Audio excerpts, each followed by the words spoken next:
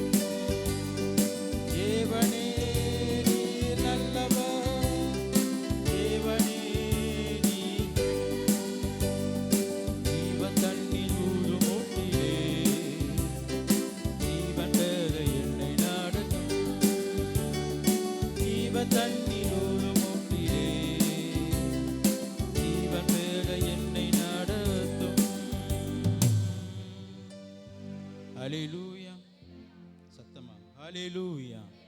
இன்னொரு பாடல் நம்மள புதிய பாடல் எல்லாம் சேர்ந்து நாம் பாடி அவருடைய நாமத்தை நாம் மகிமைப்படுத்துவேன். பெலனாக கிறிஸ்து இருப்பதினால் இந்த பயமும் எனக்கு இல்லையே.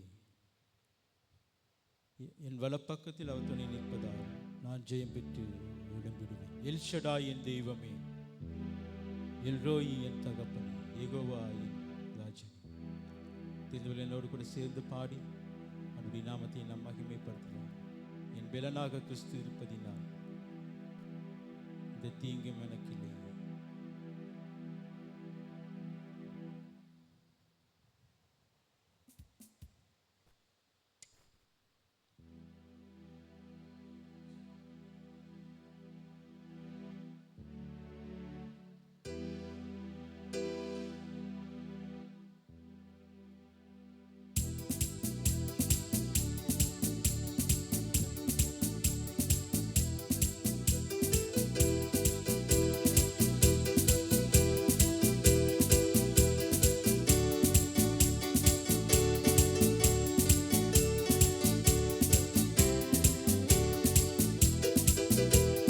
பெலனாக கிறிஸ்து இருப்பதினால் எந்த பயமும் எனக்கில்லையே. என் வலப்பக்கத்தில் அவர் துணை நிற்பதா நான் ஜெயம் பெற்று எழும்பிடுவே. என் பெலனாக கிறிஸ்து இருப்பதினால் எந்த பயமும் எனக்கில்லையே. நான் வலப்பக்கத்தில் அவர் துணை நிற்பதா எழும்பிடுவே. எல் ஷடாய் என் தெய்வமே, எல் ரோயி என் தகப்பனே, யெகோவா என் ராஜனே. எல் ஷடாய் என் தெய்வமே, எல் ரோயி என் தகப்பனே, யெகோவா என் ராஜனே. என் பெலனாக கிறிஸ்து எந்த பயமும் எனக்கில்லையே. வலப்பக்கத்தில் அவர் துணை நிற்பதா நான் ஜெயம் பெற்று எழும்பிடுவே. என் பலனாக கிறிஸ்து இருப்பதினா எந்த பயமும் எனக்கில்லையே. என் வலப்பக்கத்தில் அவர் துணை நிற்பதா நான் ஜெயம் பெற்று எழும்பி. எல் ஷடாய் என் தெய்வமே, எல் ரோய் என் தகப்பனே, யெகோவா என் ராஜனே. எல் ஷடாய் என் தெய்வமே, எல் ரோய் என் தகப்பனே, யெகோவா என் ராஜனே. யெகோவா நிசியாய் எழுந்தருளி சத்துருவை துரத்தி வெற்றி தந்தீரே. யெகோவா நிசியாய் எழுந்தருளி சத்துருவை துரத்தி வெற்றி தந்தீரே. என் கண்ணீரில் பள்ளத்தாக்கில் கொண்டாட்டம் உண்டாக்கினீர். என் கண்ணீரில் பள்ளத்தாக்கில் கொண்டாட்டம் உண்டாக்கினீர். எல் ஷடாய் என் தெய்வமே, எல் ரோய் என் தகப்பனே, யெகோவா என் ராஜனே. எல் ஷடாய் என் தெய்வமே, எல் ரோய் என் தகப்பனே, யெகோவா என் ராஜனே. எரிகின்ற சூளைக்குள் எரியப்பட்டும் எரியாமல் புகையாமல் காப்பாற்றி. எரிகின்ற சூளைக்குள் எரியப்பட்டும் எரியாமல் புகையாமல் காப்பாற்றி. கர்த்தரே தெய்வம் என்று கைத்தட்டி கொண்டாடுவேன். கர்த்தரே தெய்வம் என்று கைத்தட்டி கொண்டாடுவேன். எல் ஷடாய் என் தெய்வமே, எல் ரோய் என் தகப்பனே, யெகோவா என் ராஜனே. எல் ஷடாய் என் தெய்வமே, எல் ரோய் என் தகப்பனே, யெகோவா என் ராஜனே. என் பலனாக கிறிஸ்து இருப்பதினால் எந்த என் வலப்பக்கத்தில் என் துணை நிற்பதா நான் ஜெயம் பெற்று எழும்பிடுவே.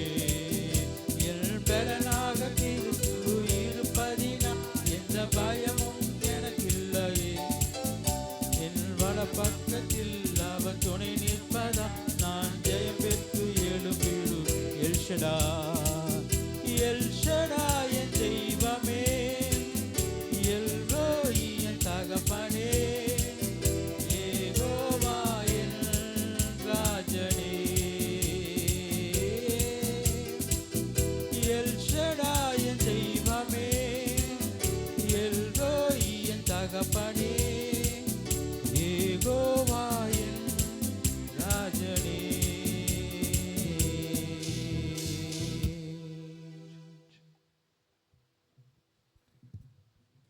ஹல்லேலூயா. நாம் யாவரும் எழுந்து நின்று 96வது சங்கீதத்தை நாம் மாறி மாறி வாசிக்கலாம். சங்கீதம் 96வது சங்கீதத்தை மாறி மாறி வாசிப்போம். சங்கீதம் 96. கர்த்தருக்கு புதுப்பாட்டை பாடுங்கள், பூமியின் குடிகளே எல்லாரும் கர்த்தரை பாடுங்கள். கர்த்தரை பாடி அவருடைய நாமத்தை ஸ்தோத்திரித்து நாளுக்கு நாள் அவருடைய இரட்சிப்பை சுவிசேஷமாய் அறிவியுங்கள். ஜாதிகளுக்குள் அவருடைய மகிமையையும் சகல ஜனங்களுக்குள்ளும் அவருடைய அதிசயங்களையும் விவரித்துச் சொல்லுங்கள். கர்த்தர் பெரியவரும் மிகவும் ஸ்தோத்திரிக்கப்படத்தக்கவருமாய் இருக்கிறார். எல்லா தேவர்களிலும் பயப்படத்தக்கவர் அவரே. சகல ஜனங்களுடைய தேவர்களும் விக்கிரகங்கள் தானே, கர்த்தரோ வானங்களை உண்டாக்கினவர். மகிமையும் கனமும் அவர் சமூகத்தில் இருக்கிறது, வல்லமையும் மகத்துவமும் அவர் பரிசுத்த ஸ்தலத்தில் உள்ளது. ஜனங்களின் வம்சங்களே, கர்த்தருக்கு மகிமையையும் வல்லமையையும் செலுத்துங்கள், கர்த்தருக்கே அதை செலுத்துங்கள். கர்த்தருக்கு அவருடைய நாமத்திற்குரிய மகிமையை செலுத்தி காணிக்கைகளை கொண்டு வந்து அவருடைய பிரகாரங்களில் பிரவேசியுங்கள். பரிசுத்த அலங்காரத்துடனே கர்த்தரை தொழுது கொள்ளுங்கள். பூலோகத்தாரே, நீங்கள் யாவரும் அவருக்கு முன்பாக நடுங்குங்கள். கர்த்தர் ராஜரிகம் பண்ணுகிறார், ஆகையால் பூச்சக்கரம் அசையாதபடி உறுதிப்பட்டிருக்கும். அவர் ஜனங்களை நிதானமாய் நியாயம் தீர்ப்பார் என்று ஜாதிகளுக்குள்ளே சொல்லுங்கள். வானங்கள் மகிழ்ந்து பூமி பூரிப்பாகி சமுத்திரமும் அதன் நிறைவும் முழங்குவதாக. நாடும் அதிலுள்ள யாவும் களி கூறுவதாக. அப்பொழுது கர்த்தருக்கு முன்பாக காட்டு விருட்சங்கள் எல்லாம் கெம்பீரிக்கும். சேர்ந்து நாம் வாசிப்போம். அவர் வருகிறார், அவர் பூமியை நியாயம் தீர்க்க வருகிறார். அவர் பூலோகத்தை நீதியோடும் ஜனங்களை சத்தியத்தோடும் நியாயம் தீர்ப்பார் என்பதே. ஆமேன். கர்த்தருடைய வார்த்தை சொல்லுகிறபடி கர்த்தருக்கு புதுப்பாட்டை பாடுங்கள்.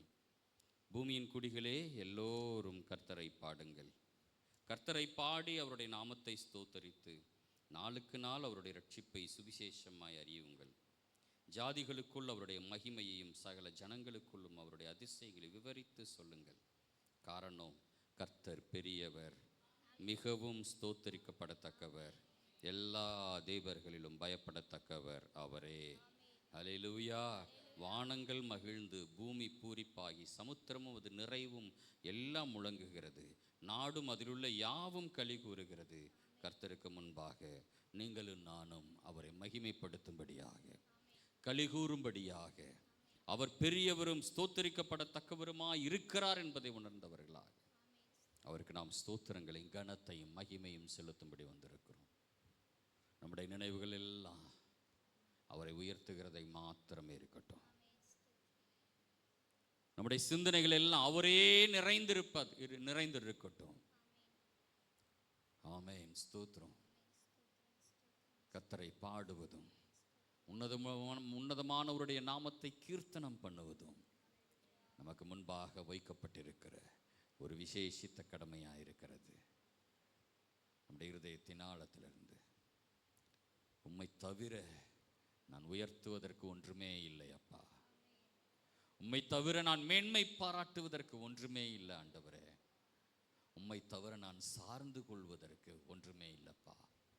என் அடைக்கலம் நீங்கள் தான் ஆண்டவரே.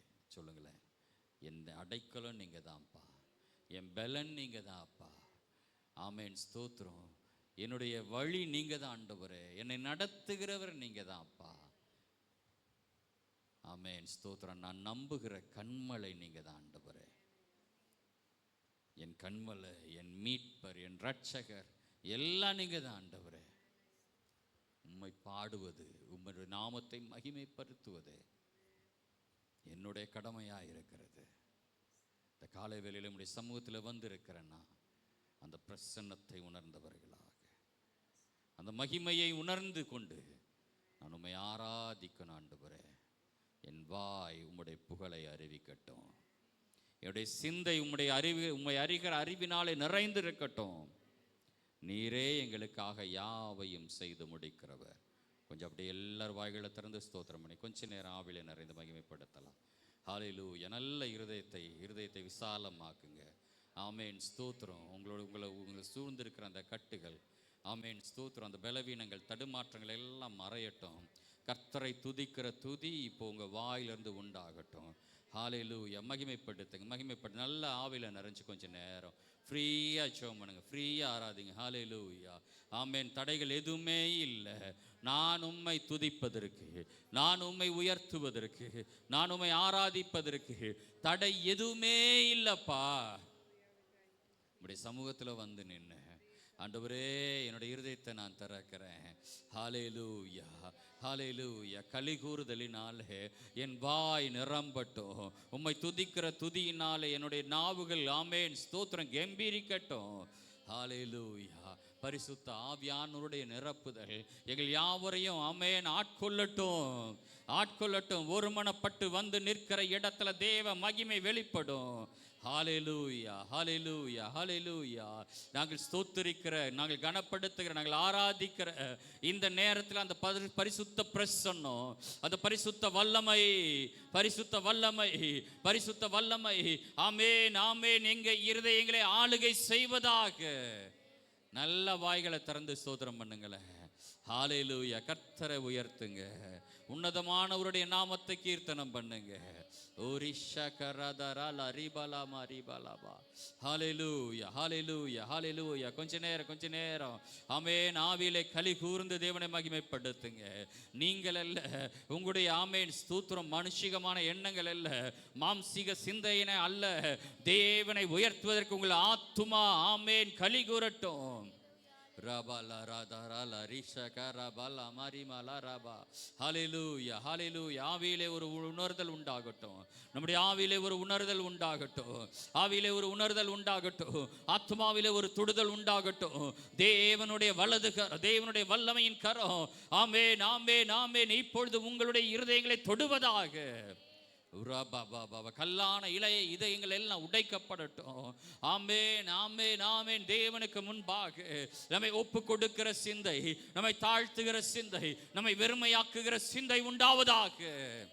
ஹalleluya ஆமென் ஹalleluya. கர்த்தர் பெரியவர், மிகவும் ஸ்தோத்திரிக்கப்படத்தக்கவர், எல்லா தேவர்களும் பயப்படத்தக்கவர் அவரே.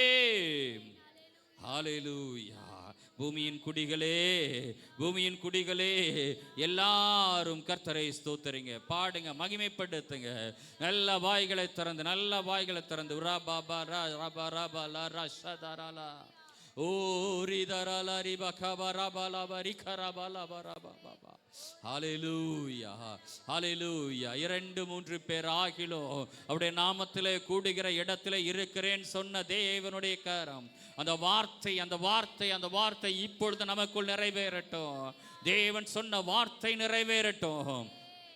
ஹalleluya ஹalleluya. கர்த்தருடைய ஆவியானுடைய வல்லமை கிரியை செய்யும் போது ஆமென், எங்கே ஆவியானவருடைய வல்லமை உண்டோ அங்கே விடுதலை உண்டு என்று சொல்லி வேதம் நமக்கு சொல்லுகிறது. தேவனுடைய விடுதலையே, தேவன் நமக்கு தருகிற நன்மையே, தேவன் நமக்கு தருகிற தைரியத்தை, தேவன் நமக்கு தருகிற உற்சாகத்தை சுதந்தரித்துக் கொள்ளும்படிக்கு வாய்கள் திறக்கப்படட்டும். நாவுகள் யாவரும் கர்த்தரையே தேவன் என்று சொல்லி அறிக்கை செய்யட்டும். ஹalleluya ஹalleluya. கர்த்தரை மகிமைப்படுத்துவோம். ரபா பபா பா ஓ ஷதரலரி மலபரிதல ரபா. ஹalleluya ஹalleluya ஹalleluya. ஆண்டவரே நீரே என் பலனப்பா, ஆண்டவரே நீரே என் பலன், நீரே என் பலன். ஹalleluya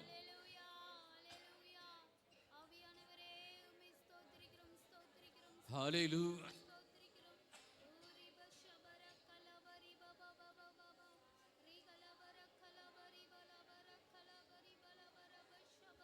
ஹalleluya ஹalleluya ஹalleluya ஹalleluya. இயேசுவே உம்மை உயர்த்துகிறோம், உம்மை உயர்த்துகிறோம், உம்மை உயர்த்துகிறோம் ராஜா.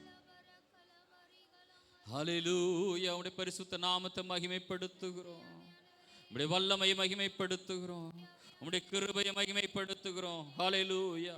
நல்ல ஆவியில நிறைஞ்சு ஆண்டவரை மகிமைப்படுத்துங்களேன் கொஞ்ச நேரம்.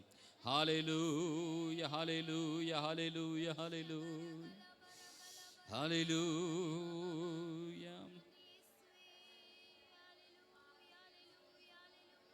ஆமென் ஆமென் ஆமென் ஆமென் ஆமென். இயேசுவே உம்மை ஸ்தோத்திரிக்கிறோம், இயேசுவே உம்மை ஸ்தோத்திரிக்கிறோம். ஆவியானவரே உம்மை மகிமைப்படுத்துகிறோம், மகிமைப்படுத்துகிறோம், மகிமைப்படுத்துகிறோம் ராஜா. ஹalleluya ஹalleluya ஹalleluya ஹalleluya. இயேசுவே உம்மை துதிக்கிறோம், துதிக்கிறோம், துதிக்கிறோம். ஹalleluya.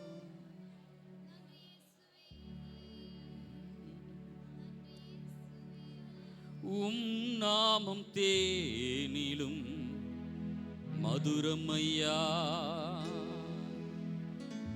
சொல்ல சொல்ல இனிக்குதையா. உம் நாமம் தேனிலும் மதுரமையா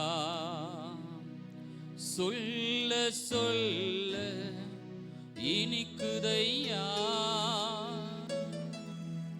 அடோனாய் எங்கள் தெய்வமே ரபுனி நல்ல போதகரே அடோனாய் எங்கள் தெய்வமே ரபுனி நல்ல போதகரே எல் ஷடாய் சர்வ வல்லவரே எல்ரோயி என்னை காண்பவரே எல் ஷடாய் சர்வ வல்லவரே எல்ரோயி என்னை காண்பவரே. சேர்ந்து நாம் சொல்லலாமே. தந்தையே இயேசுவே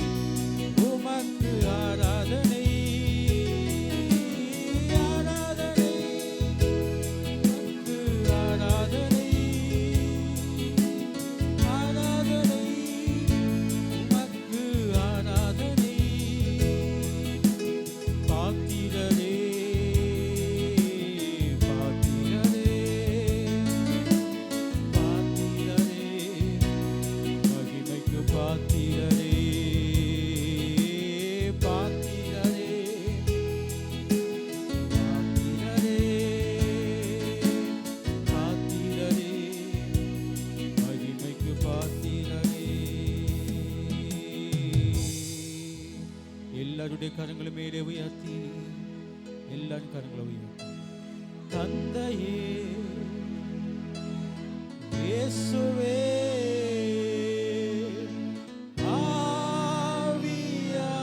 ஆவியானவரே தந்தையே இயேசுவே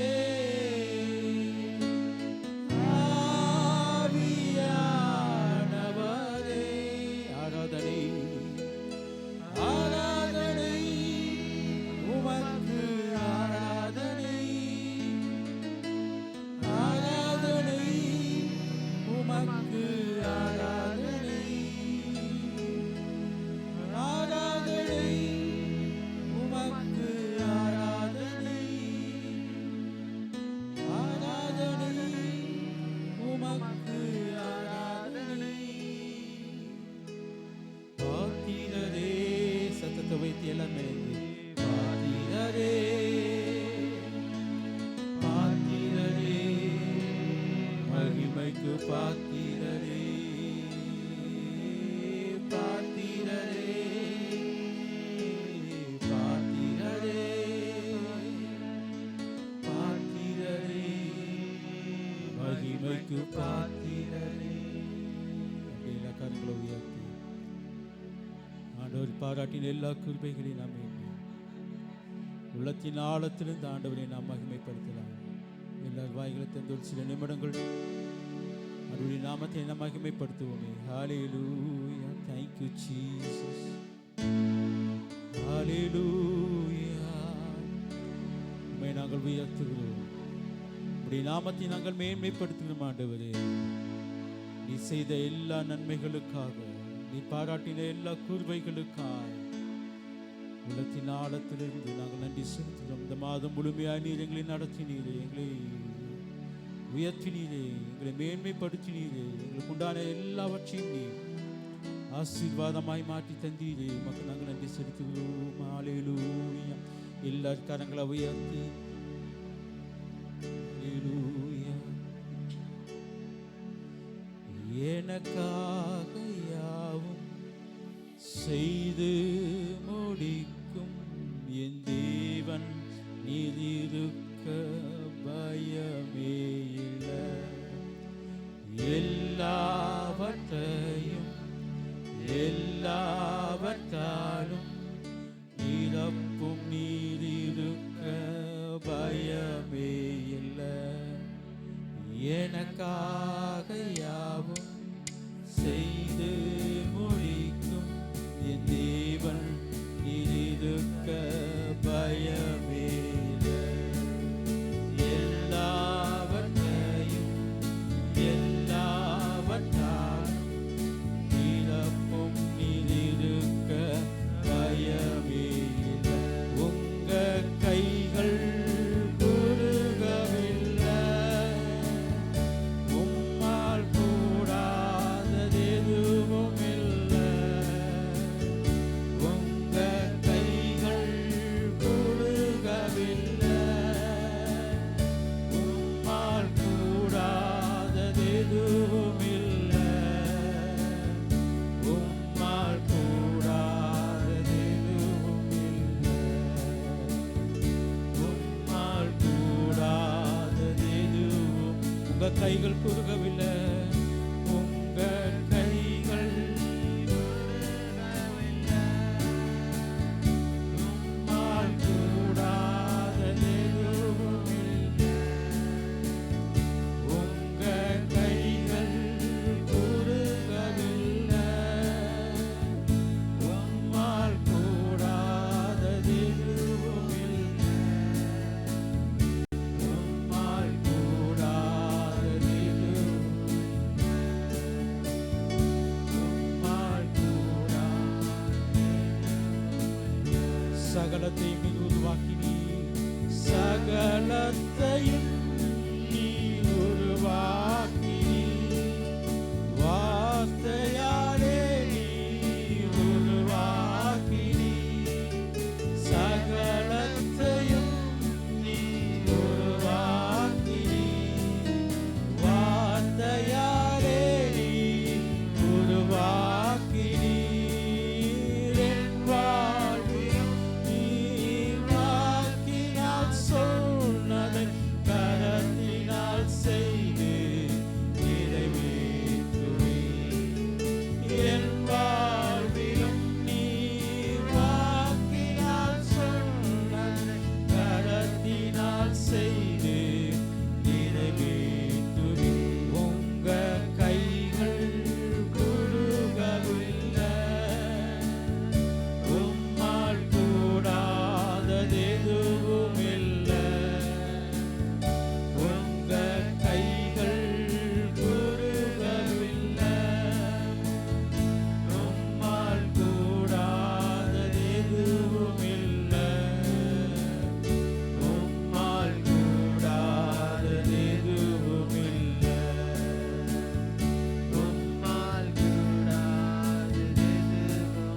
கைகள் குடுக்கவில்லை, உங்க கைகள் குடுக்கவில்லை, உம்மால் கூடாதது எதுவும் இல்லை. உங்க கைகள் குடுக்கவில்லை, உம்மால் கூடாதது எதுவும் இல்லை.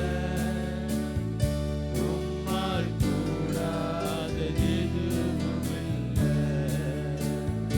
உம்மால் கூடாதது எதுவும் எனக்காக யாவும் செய்து முடிக்கும், எனக்காக யாவும் செய்து முடிக்கும் என் தேவன் இருக்க பயமே இல்லை.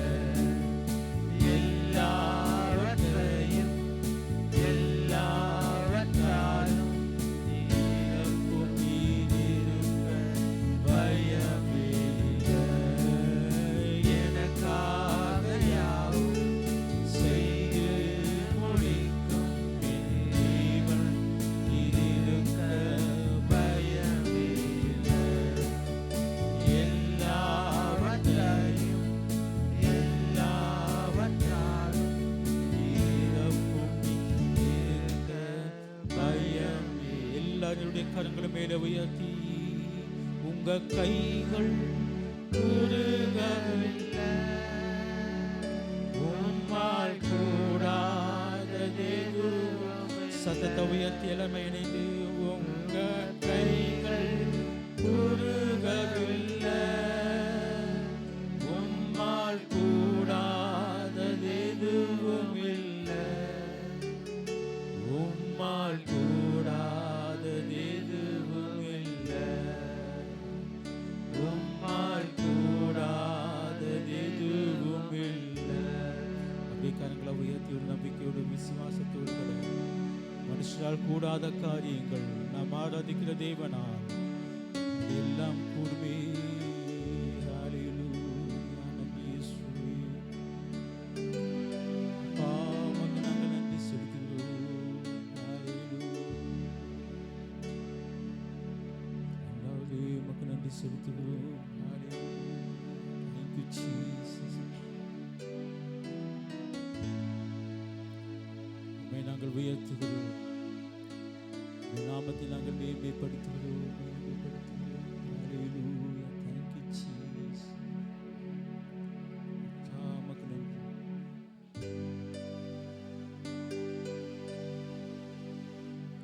Hallelujah.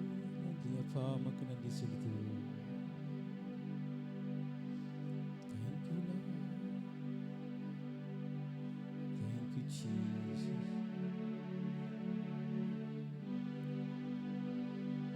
அப்படியே எல்லா கரங்களை உயர்த்தி,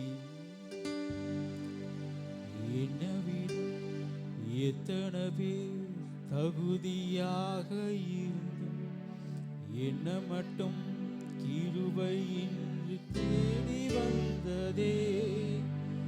என்னை விட எத்தனை பேர் நல்லவனாக இருந்தும் என்ன மட்டும் கிருபை இன்று உயர்த்தி வைத்ததே. உங்க கிருபை என்ன வாழ வைத்ததே. உங்க கிருபை என்ன தந்ததே. உங்க கிருபை என்ன வாழ வைத்ததே. உங்க கிருபை என்ன பாட வைத்ததே. எல்லாம் சேர்ந்து கரங்களை உயர்த்தி, என்னை விட எத்தனை பேர் தகுதியாக இருந்தும் என்ன மட்டும் கிருபை இன்று தேடி வந்ததே. என்னை விட எத்தனை பேர் தகுதியாக இருந்தும் என்ன மட்டும் கிருபை இன்று உயர்த்தி வைத்ததே. உங்க கிருபை என்ன வாழ வைத்ததே. உங்க கிருபை என்ன தூக்கி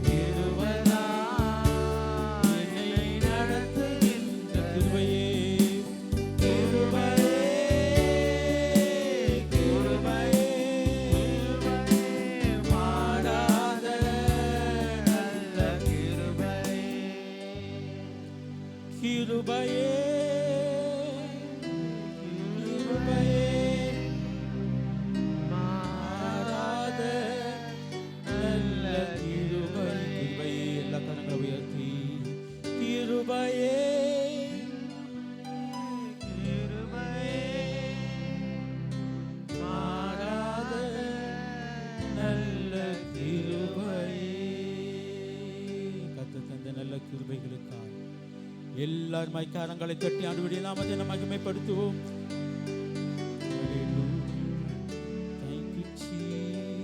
நல்ல பிதாவே, இந்த நல்ல ஆராதனை வேலைக்காக நாங்கள் நன்றி செலுத்துகிறோம். உடைய நாமத்தை நாங்கள் மகிமைப்படுத்துவோம். இதுமுள்ள எல்லா பகுதியிலும் கர்த்தர் பொறுப்படுத்திக் கொள்ளும் வழி நடத்தும் ஆசீர்வதி. இயேசுவின் மூலம் ஜெபிக்கிறோம் நல்ல பிதாவே. நின்றவனமாக 133வது சங்கீதத்தை நாம் வாசிக்கலாம். 133ஆம் சங்கீதம். இதோ சகோதரர் ஒருமித்து வாசம் பண்ணுவது எத்தனை நன்மையும் எத்தனை இன்பமானது.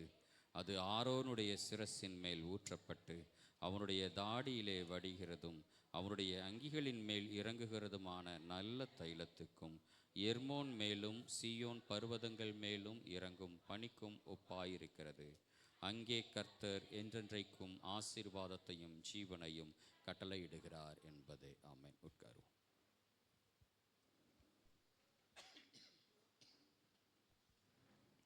Price the Lord. Hallelujah. Amen. கொஞ்சம் உற்சாகமாய் சொல்லுவோமா? ஹல்லேலூயா. கர்த்தருடைய நாமம் மகிமைப்படுவதாக. இந்த பரிசுத்த ஆராதனைகளை பங்கெடுத்திருக்கிற உங்கள் யாவரையும் ஆண்டவரும் இரட்சகருமாகிய இயேசு கிறிஸ்துவின் நாமத்தினாலே நான் அன்போடு கூட நான் வாழ்த்துகிறேன். கர்த்தர் நல்லவர், அவர் கிருபை என்றும் உள்ளது. ஹல்லேலூயா. ஆமென். ஸ்தோத்திரம். 6 மாதத்தினுடைய நிறைவுக்குள்ளாக நாம் கடந்து வந்திருக்கிறோம். வருஷத்தின் பாதியிலே வந்திருக்கிறோம். ஆமென், ஸ்தோத்திரம். எத்தனை பேர் நீங்கள் விசுவாசிக்கிறீங்க இந்த 6 மாதத்துக்குள்ளாக 1000 மடங்குல ஒரு 500 மடங்கு வரைக்கும் வந்திருக்கிறேன்? எத்தனை பேரால் சொல்ல முடியும்? ஆமென். படபடக்குன்னு கை வருதியா? ஆமென். கர்த்தர் நல்லவர். ஹல்லேலூயா. ஆமென், ஸ்தோத்திரம். பாதி கிணறு தாண்டிட்டோம் பாஸ்டர். நிச்சயமாகவே கர்த்தருடைய வார்த்தை நிறைவேறும். அது பொய் சொல்லாது, அது வெறுமையாய் திரும்பாது. அது என்ன நோக்கத்தோடு கூட அனுப்பப்பட்டதோ அதை நிறைவேற்றியே தீரும். அல்லேலூயா. ஆமென், ஸ்தோத்திரம். கர்த்தர் பெரியவர், மிகவும் துதிக்கப்படத்தக்கவர். அவருடைய நாமத்தை மகிமைப்படுத்துவோம். சில காரியங்களை நாம் அறிவிப்பாய் பகிர்ந்து கொள்ளலாம். ஏற்கனவே நாம் சொல்லியிருந்தபடி இந்த ஆராதனைக்கு பின்பாக 3 கூட்டங்களுமே நடைபெறும். வாலிபர் கூடுகையும் இருக்கிறது, பெண்கள் கூடுகை இருக்குது, ஆண்கள் கூடுகை இருக்கிறது. முடிந்த உடனே யாவரும் அதில் பங்கெடுங்கள். சில காரியங்களை நீங்கள் பேசுங்க, ஜெபம் செய்யுங்க. அந்த நமக்கு தேவை அந்த ஊர்மனம், அந்த ஃபெல்லோஷிப், அவைகளை நாம் இன்னும் அதிகமாய் பலப்படுத்த கர்த்தர் நமக்கு உதவி செய்வாராக. வருகிற புதன்கிழமை 1ஆம் தேதி ஜூலை மாதம் காலையில் வழக்கம் போல் ஸ்தோத்திர ஆராதனை, மாதாந்திர ஸ்தோத்திர ஆராதனை 6 மணிக்கு நடைபெறும். 2ஆம் தேதியிலிருந்து இந்த மாதம் முடிகிற வரைக்கும் அதிகாலையில் தினமும் 5:30 மணிலேருந்து 6 மணி, அரை மணி நேரம் ஒரு சின்ன ஒரு தியானம், ஒரு ஜெப நேரம். ஒரு மாதம் முழுசும் ஜூலை மாதம் ஜெப மாதமாக நாம் துவங்குவோம். 2வது பாதியை, ஆமேன், ஸ்தோத்திரம், அந்த 1000 மடங்குன்றதை ஃபினிஷ் பண்ணணும்ல நம்ம. ஆமேன். கர்த்தர் அந்த நல்ல ஒரு துவக்கத்தை நமக்கு தருவாராக. ஆகவே தினமும் காலையில் 5:30 மணிலேருந்து 5:30 to 6 அரை மணி நேரம் ஒரு சின்ன ஒரு தியானத்தோடு கூட நாம் துவங்க தேவன் நமக்கு கிருபை செய்வாராக. ஞாயிற்றுக்கிழமை தவிர மற்ற எல்லா நாட்களிலும் தொடர்ந்து அது நடைபெறும். அதே போல் ஜூலை மாதத்தில் 2வது வெள்ளிக்கிழமை night prayer, half night prayer. முன்னாடி தான் ஆல் நைட் ப்ரேயராக சொல்லிட்டு இருந்தோம். ஹாஃப் நைட் ப்ரேயர் 9 மணிலேருந்து 12 மணி வரை நடைபெறும். ஜூலை மாதம் 2வது வெள்ளிக்கிழமை இரவு நடைபெறும். ஆகவே அதற்காகவும் ஜெபித்து கொள்ளுங்கள். அடுத்த ஞாயிறு அன்று மாதத்தின் 1வது ஞாயிறு அப்படின்றதுனால திருவிருந்து ஆராதனை இருக்கிறது. அதில் பங்கெடுங்கள். வாலிப பிள்ளைகளுக்காக ஜெபம் பண்ணுங்கள். ஆகஸ்ட் மாதத்தில் பிள்ளைகள் அவர்கள் ஒழுங்கு செய்திருக்கிற அந்த யூத் மீட்டிங்காக ஜெபம் பண்ணுங்கள். அவங்களுக்கு சப்போர்ட் பண்ணுங்கள், உற்சாகப்படுத்துங்க. உங்களுக்கு தெரிந்த வாலிபர்களுக்கும் இந்த காரியத்தை எடுத்து சொல்லி, யாராக இருந்தாலும் வரலாம். நம்ம திருச்சபை மாத்திரம் கிடையாது, வெளியே இருக்கிற எல்லா பிள்ளைகளுக்கும் அவங்க இன்வைட் பண்ணுறாங்க. ஸோ நீங்களும் உங்களுக்கு தெரிந்த பிள்ளைகளை நீங்கள் அனுப்பி கொடுங்கள். நிச்சயமாய் கர்த்தர் அந்த நாளிலே பெரிய நன்மைகளை நமக்கு செய்வாராக. ஆகஸ்ட் மாதம் 22ஆம் தேதி. ஆகவே அந்த நாட்களுக்காக நீங்கள் ஜெபியுங்கள், உற்சாகப்படுத்துங்கள். கர்த்தர் தாமே நம்மை ஆசீர்வதிப்பாராக. 2 வாரத்துக்கு முன்பாக மத்தேயு சுவிசேஷம் 5வது அதிகாரம் எழுத சொல்லியிருந்தேன். எத்தனை பேர் எழுதியிருக்கீங்கன்னு தெரியல. பொதுவாக சபைகள் என்றாலே துதிப்பதும் ஆராதனையில் பங்கெடுக்கிறதும் உற்சாகமாய் கை தட்டுறது, சபையில் ஏதாவது ஒரு காரியம் சொன்னால் அதை செய்கிறதும் எப்போதும் பெண்கள் மாத்திரம்தான் இருப்பாங்க. அதே மாதிரி தான் இப்போ எழுதுன சொன்னதுலேயும் பெண்கள் மாத்திரம்தான் எழுதி. ஆண்கள் யாராவது எழுதியிருக்கீங்களா? மத்தேயு 5 எழுத மாட்டோம். நமக்கு அந்த வழக்கமே வராது, செய்யவும் மாட்டோம். அந்த கீழ்ப்படிதலுக்குள்ள, ஏன்னா எழுத தெரியாது நமக்குலாம். என்னைக்கு தான் நம்ம மாறப்போகிறோமோ தெரியல. செய்யணும். பெண்கள் எத்தனை பேர் எழுதியிருக்கிறீங்க? எழுதுனவங்க எழுதியிருந்தீங்கன்னா தயவுசெய்து உங்கள் பேரை, நீங்கள் எழுதுனதை காட்டி பேரை தயவு செஞ்சு இன்றைக்கி டேட்டு போட்டு பதிவு பண்ணிடுங்க. இன்றைக்கி டேட்டுக்கு மாத்திரம்தான். எத்தனை பேர் எழுதியிருக்கிறாங்களோ அவங்கள மாத்திரம் நீங்கள் குறிப்பெடுத்துக்கொள்ளுங்க. நான் உங்களுக்கு சொன்னது மாதிரியே நிச்சயமாக செய்வேன். ஆமாம். ஏன்னா எத்தனை பேர் எழுதியிருப்பீங்கன்னு தெரியாதனால நான் பரிசு எதுவும் வாங்கலை. எத்தனை பேர் எழுதியிருக்கேன்னு தெரிஞ்சால் நிச்சயமாக நான் உங்களுக்கு பரிசு தருவேன். இது என்னுடைய பர்சனல் தான். ரைட்? எத்தனை பேர் எழுதியிருக்கிறீங்களோ முடித்த உடனே நீங்கள் எழுதியிருக்கிறத அவர்கிட்ட பேரை சொல்லி, எழுதியிருந்தீங்கன்னா பேப்பரில் எழுதியிருந்தால் கொடுத்துட்டு போயிருங்க. நோட்டில் எழுதியிருந்தேன்னா காட்டிட்டு அதில் பேரை பதிவு செய்து கொள்ளுங்கள். தயவுசெய்து ஆண்கள் சைடில் இருந்து எழுதலாம், ஒன்றும் தப்பு கிடையாது. ஒரு நாளைக்கு நீங்கள் 10 வசனம் எழுதியிருந்தால் கூட 2 வாரத்தில் எத்தனை வசனம் மொத்தம்? அதில் 48, 5 நாளில் எழுதி முடிச்சிருக்கலாம். ஒரு நாளைக்கு 10 வசனம் எழுத முடியாதா? எழுதணும்னு நினச்சா எழுதலாம். இவன் பாட்டில் எதையாவது ஒன்று சொல்லுவான், நம்ம என்னத்துக்கு செய்யணும் அப்படின்றோம்னா என்ன செய்ய முடியாது. நான் ஏன் சொல்கிறேன் அப்படின்னா, நீங்கள் வாசிக்கிறத விட எழுதும்போது என்ன ஆகுனா, ஒன்று நீங்கள் வாசிப்பீங்க, ரெண்டாவது மனசில் உள்ள இறங்கும். அப்போ தான் நீங்கள் எழுத முடியும். அப்படியே பார்த்து டைப் பண்ண முடியாது. இந்த டைப்பிஸ்ட்லாம் இருப்பாங்க, கட கட கட கடன்னு சொல்ல சொல்ல அடிச்சுட்டு இருந்த ஸ்டெனோகிராஃபர்ஸ்லாம் இருப்பாங்க. நீங்கள் பழைய ஆட்கள், இப்போலாம் அந்த மாதிரி ஆட்கள்லாம் இருக்கிறாங்களான்னு தெரில. ஸ்டெனோகிராஃபர்ஸ் ஷார்ட் அண்ட் நோட்ஸ் எடுப்பாங்க. அது பார்த்துருப்பீங்களா, என்னென்னு ஞாபகம் இருக்குதான்னு தெரியல. அவங்கள்ட்ட வந்து பார்த்தீங்கன்னா எழுத்து வடிவம் இருக்காது, குறியீடுகள் தான் இருக்கும். நான் என்ன சொல்கிறேன்னா அப்படின்னு கேட்டேன்னா, ஒரு கோடு போட்டு ஒரு புள்ளி வைப்பாங்க. அது என்னன்னு நமக்கு தெரியாது, அவங்களுக்கு தெரியும். இதனுடைய கோடு போட்டு ஒரு புள்ளி வச்சா நான் என்ன சொல்லுகிறேன் என்றால் அப்படின்னு அர்த்தம். ஃபாஸ்ட்டாக பேசுவாங்கல்ல, இந்த பெரிய பெரிய சீனியர் ஆஃபீஸர்ஸ்லாம் பேசும்போது அவங்களுக்கு கீழே டைப்பிஸ்ட்டுன்னு சொல்லி பழைய ஆட்கள் சொல்லுவாங்க. அவங்க எல்லாமே ஸ்டெனோகிராஃபர்ஸ் தான். அவங்க ஃபாஸ்ட்டாக அதை வந்து ஷார்ட் அண்ட் நோட்ஸ் எடுப்பாங்க, அப்புறம் திருப்பி கொண்டு போய் உட்காந்து கட கட கடன்னு டைப் பண்ணுவாங்க. ஒன்று. ரெண்டாவது ஒரு டைப்பிஸ்ட் பேட்டர்ன் இருப்பாங்க. நம்ம சொல்ல சொல்ல அடிச்சுட்டே இருப்பாங்க, அவங்க மைண்ட்லேயே ஏறாது.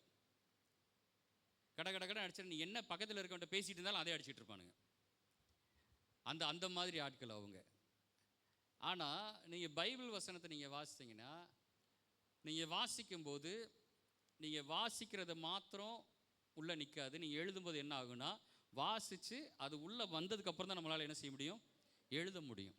நீங்கள் அப்படி எழுதி எழுதி ப்ராக்டிஸ் பண்ணும்போது வசனத்தின் வழியாக, நான் தான் ஏற்கனவே சொன்னேன், நிச்சயமாக கர்த்தர் உங்களோடு கூட பேசுவார். நல்ல ஒரு ஆலோசனை கொடுப்பார். நீங்கள் எழுதி பாருங்களேன், அந்த வசனங்களை, நீங்கள் படிக்கிற வசனங்களை அப்படியே எழுதி பாருங்கள்.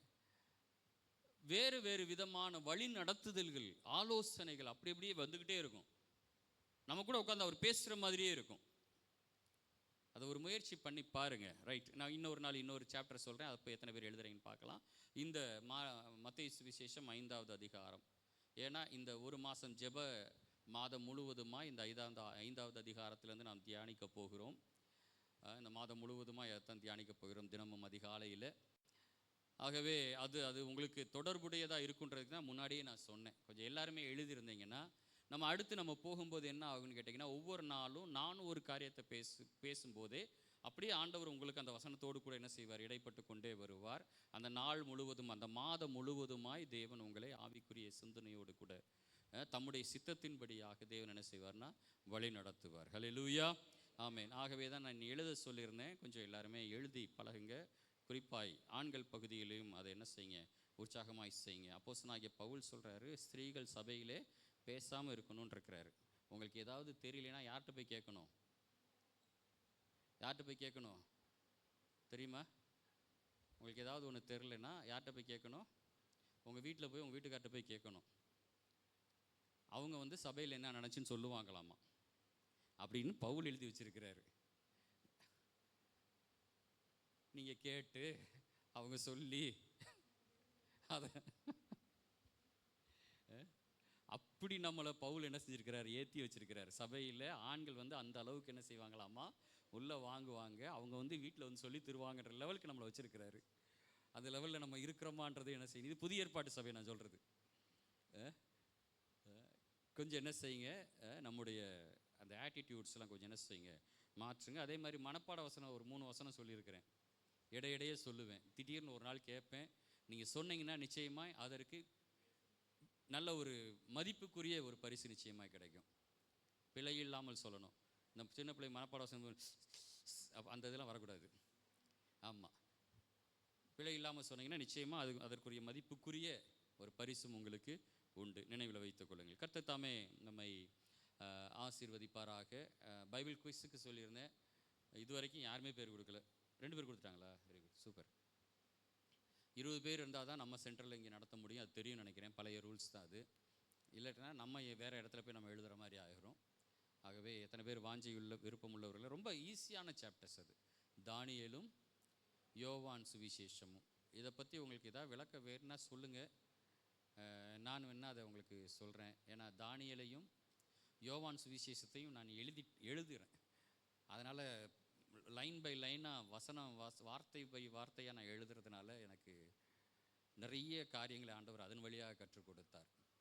தானியேல் புஸ்தகத்தை எழுதி முடித்தேன், யோவானையும் எழுதி கொண்டு இருக்கிறேன். ஆகவே உங்களுக்கு எதாவது டவுட் வேணும், இது கொஞ்சம் புரியலை, இதை கொஞ்சம் எக்ஸ்பிளைன் பண்ணுங்கள் அப்படின்ற மாதிரி கேட்டிங்கன்னா நான் உங்களுக்கு அதை நான் சொல்லித் தருகிறேன். நீங்கள் அதுக்கேற்ற மாதிரி நீங்கள் ஆயத்தமாகுங்கள். கர்த்தர் உங்களை ஆசீர்வதிப்பாராக. சின்ன பிள்ளைங்க சண்டே ஸ்கூலில் 2 பிரிவாக இருக்குல்ல.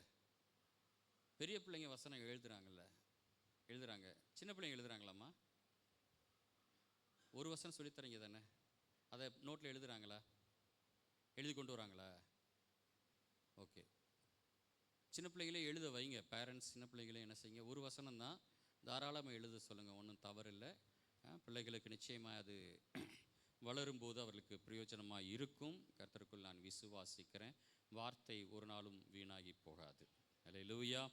ஆமென். கர்த்தருடைய நாமம் மகிமைப்படுவதாக. தொடர்ந்து இந்த வார்த்தை நடக்கிற மற்ற காரியங்களுக்காக ஜெபித்துக் கொள்ளுங்கள். சொன்ன மாதிரி வருகிற ஜூலை மாதத்திலிருந்து ஜெப மாதங்கள். அந்த நாளுக்காக ஜெபித்துக் கொள்ளுங்கள், பங்கிடுங்கள். கர்த்தர் நமக்கு பெரிய காரியங்களை செய்வாராக. சந்தாவை குறித்து சொல்லியிருந்தேன். திரும்ப திரும்ப நான் அதை நினைவுபடுத்தி கொண்டே வருகிறேன். அதை சரி செய்து கொள்ளுங்கள்.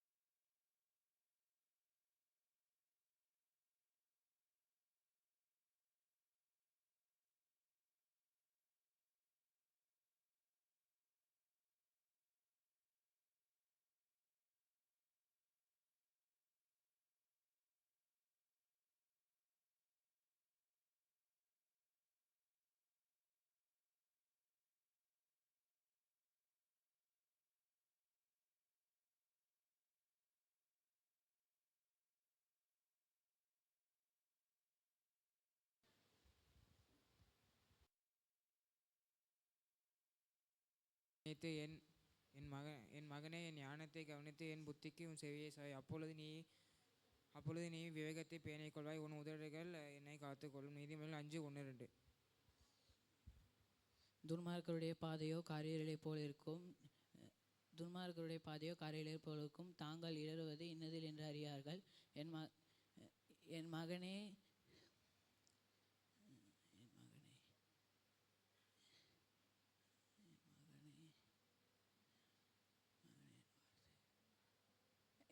என் வார்த்தைகளை கவனி.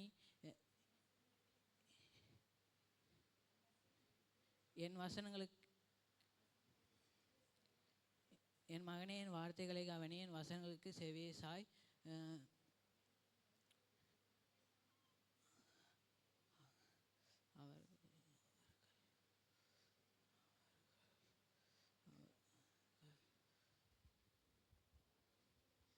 ஆதலால் பிள்ளைகளே, இப்பொழுது எனக்கு செவி கொடுங்கள், என் வாயின் வசனங்களை விட்டே நீங்காதிருங்கள். உன் வழியை அவளுக்கு தூரப்படுத்த, அவளுடைய வீட்டின் வாசலை கிட்டி சேராதே. சேர்ந்தால் உன் மேன்மை அந்நியருக்கும் உன் ஆயுசின் காலத்தை கொடூரருக்கும் கொடுத்து விடுவாய். அந்நியர் உன் செல்வத்தினால் திருப்தியடைவார்கள். உன் பிரயாசத்தின் பலன் புறத்தியருடைய வீட்டில் சேரும். நீதிமொழிகள் 5:7-8-9-10. சரி, பிள்ளைகளை கைதட்டி நாம் உற்சாகப்படுத்துவோம். எங்கள் குட்டீஸுகள்லாம் உன்னத்தையும் காணா இன்னைக்கு? சின்ன பிள்ளைங்க உன்னதையும் காணாமே.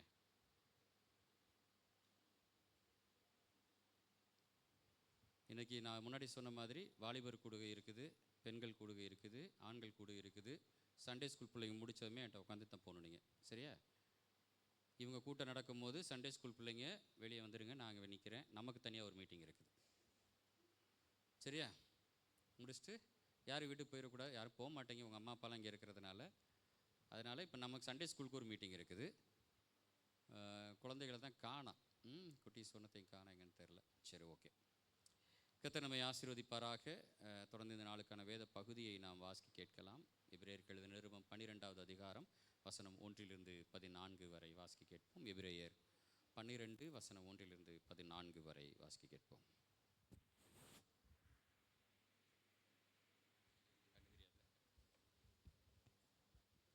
வாசிக்கும்படி தெரிந்து கொள்ளப்பட்ட வேதபாரம் எபிரேயர் 12ஆம் அதிகாரம் 1-14 வரை.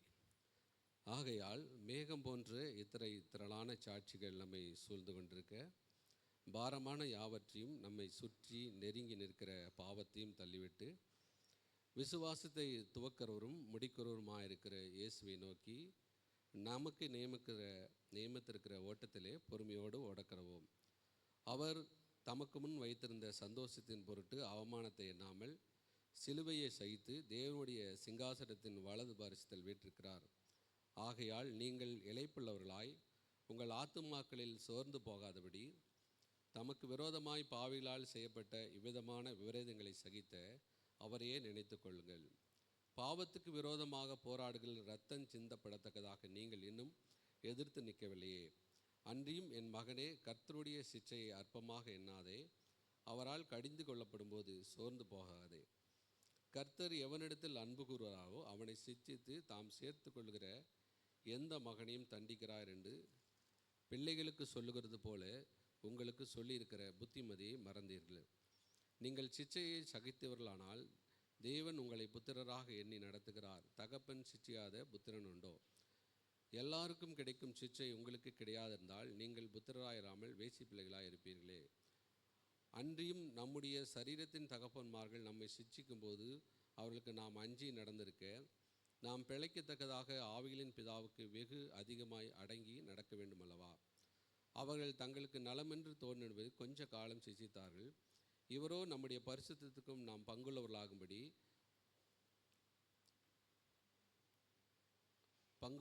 பொருட்டு நம்முடைய பிரயோஜனத்துக்காகவே நம்மை சிச்சித்திருக்கிறார். எந்த சிச்சையும் தற்காலத்தில் சந்தோஷமாய் காணாமல் துக்கமாய் காணும். ஆகிலும் பிற்காலத்தில் அதில் பழகினவர்களுக்கு அது நீதியான சமாதான பலனை தரும்.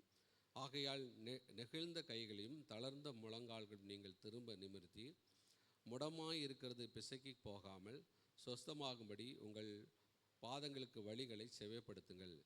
யாவரோடு சமாதானமாக இருக்கவும் பரிசுத்தமுள்ளவர்களாயிருக்கும் நாடுங்கள். பரிசுத்தமில்லாமல் ஒருவனும் கர்த்தரை தரிசிப்பதில்லையே என்பதே வாசிக்கப்படி தெரிந்து கொள்ளப்பட்ட வேத பாடம் வாசித்து முடிந்தாயிற்று.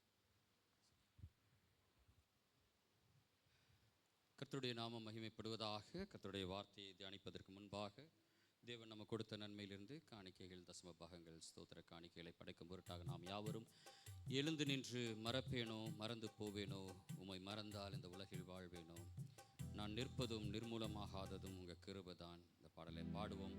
தேவனுக்கென்று நம்மை அர்ப்பணிக்கலாம்.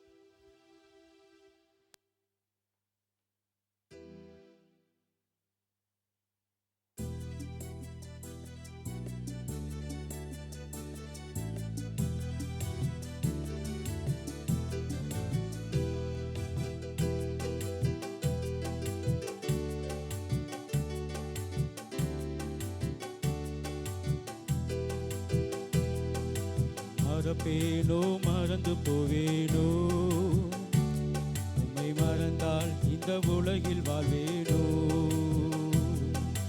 மறப்பேனோ மறந்து போவேனோ, உம்மை மறந்தால் இந்த உலகில் வாழ்வேனோ. நான் நிற்பதும் நிர்மூலமாகாததும் உங்க கிருபைதான், உங்க கிருபைதான்.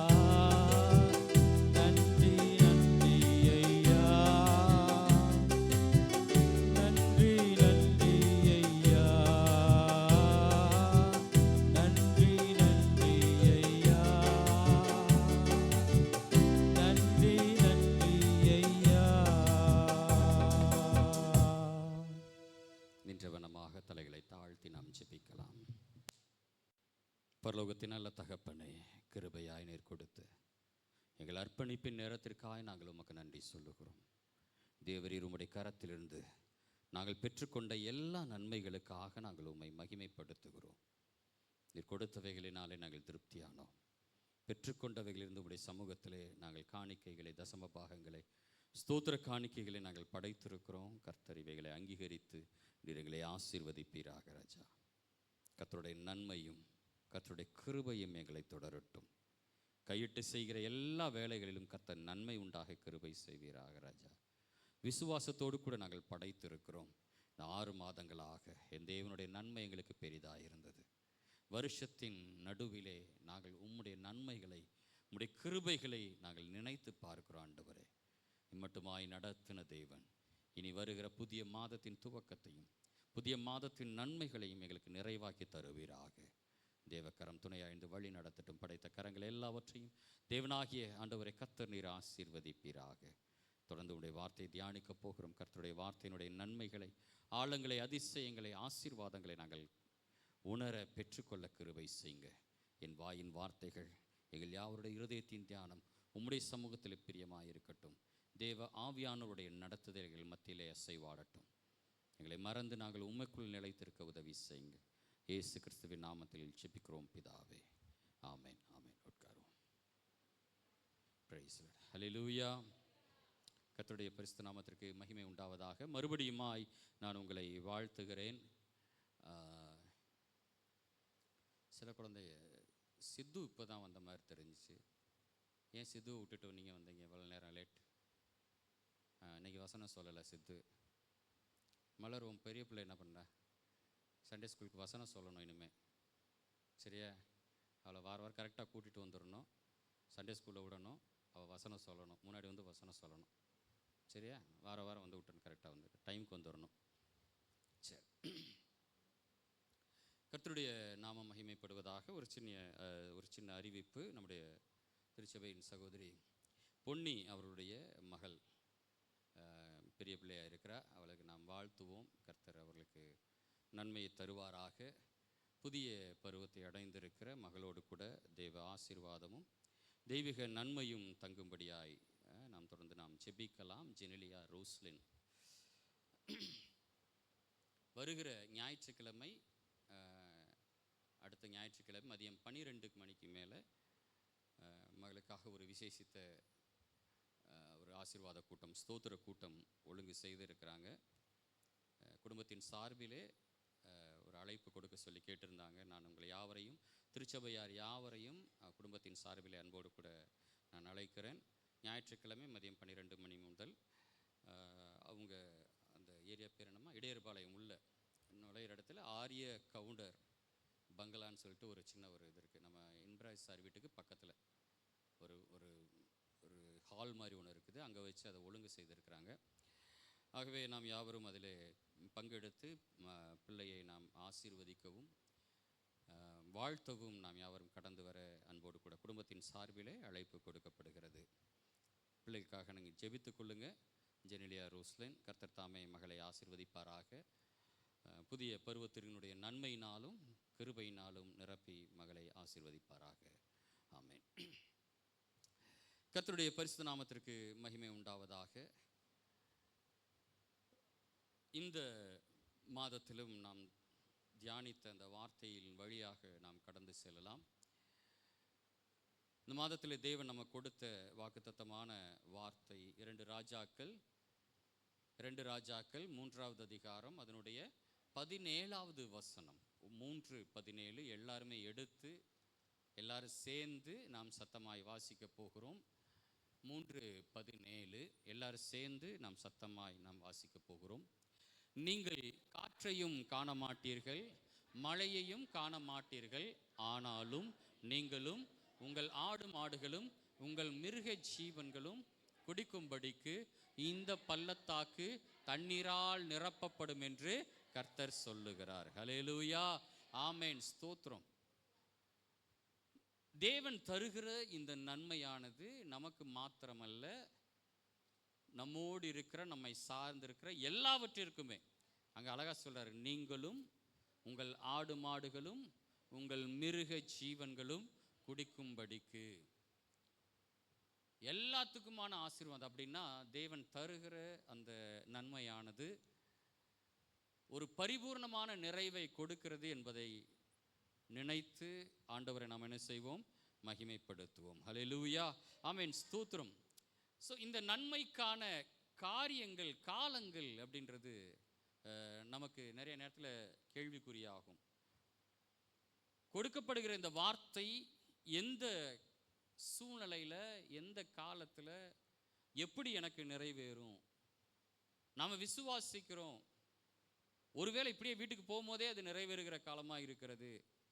சில நேரத்தில் நமக்கு என்ன ஆயிடுது அப்படின்னா, காத்திருக்கிறோம் காத்திருக்கிறோம், மூணாவது காத்திருக்கிறோம்.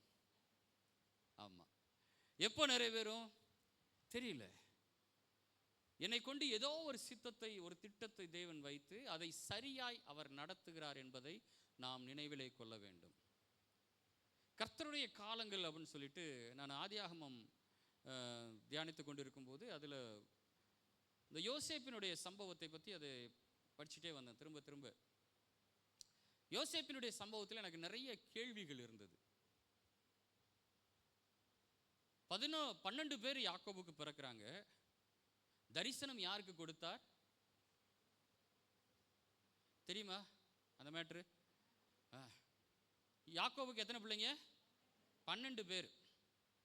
அதுல 11ஆவதாய் பிறந்த யோசேப்புக்கு தான் தேவன் தரிசனம் கொடுத்தார். எனக்கு அது ஒரு கேள்வி இருந்துச்சு, ஏன் யோசேப்புக்கு ஒரு தரிசனம் கொடுக்கணும்? ரெண்டாவது அவன் சிறைச்சாலையில் இருக்கும்போது ஒரு பானபத்திரக்காரன் அவனோடு கூட இருக்கிறான். அவனுக்கு தரிசனத்தினுடைய விளக்கத்தை கொடுக்கிறான். வசனம் சொல்லுகிறது, அவன் உயர்த்தப்பட்ட போது யோசேப்பை மறந்து போனான் அப்படின்றது. மறந்து போனான்.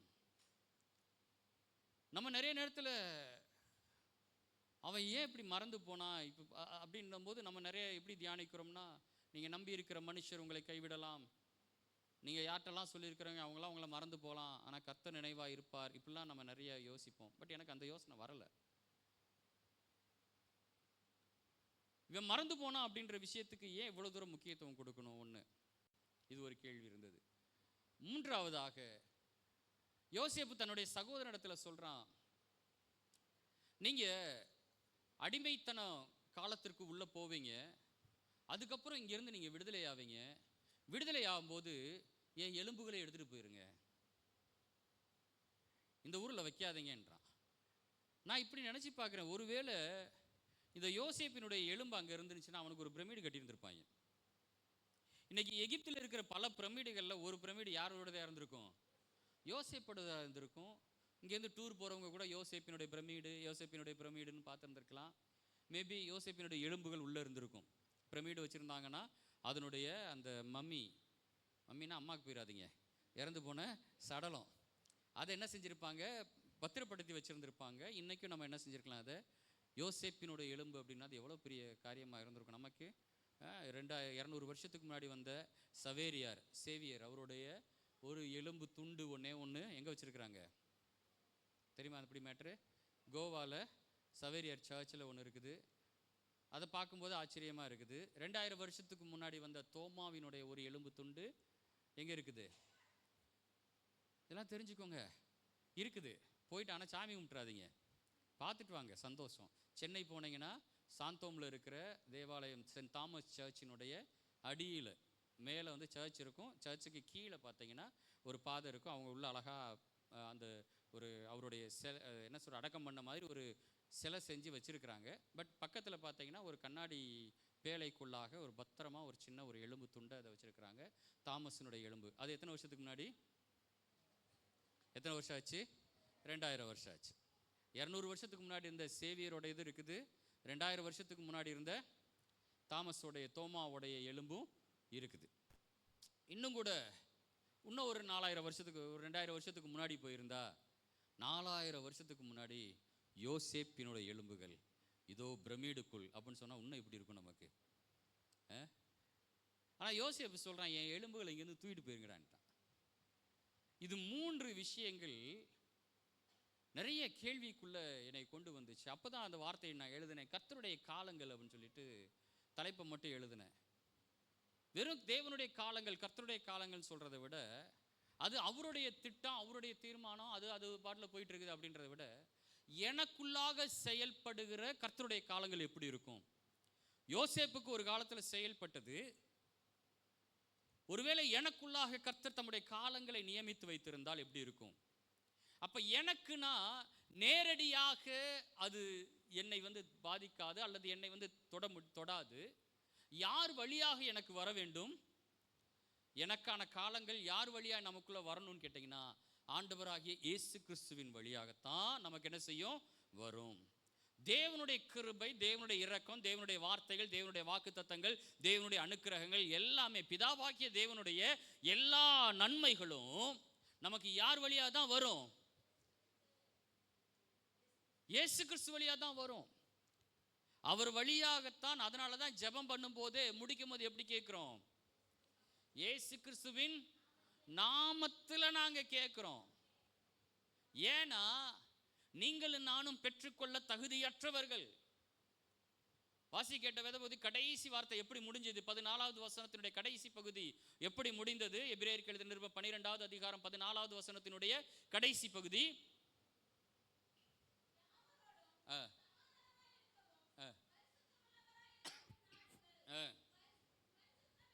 பரிசுத்தம் இல்லாமல் ஒருவரும் தேவனை என்ன செய்ய முடியாது?